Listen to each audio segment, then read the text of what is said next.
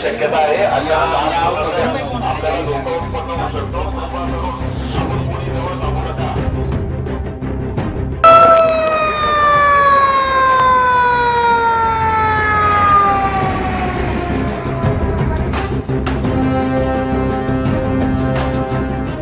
Navapur MIDC मध्ये भीषण आग, 8 ते 10 कोटींचे नुकसान. नवापूर तालुक्यातील कोठडा MIDC परिसरात 2 कापड कंपनीला भीषण आग लागून सुमारे 8 ते 10 कोटी रुपयांचे आर्थिक नुकसान झाले आहे.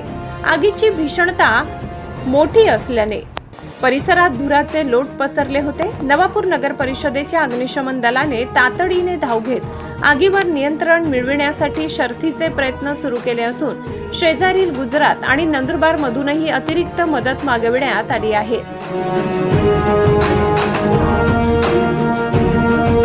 शॉर्ट सर्किटमुळे ही आग लागल्याचा प्राथमिक अंदाज आहे.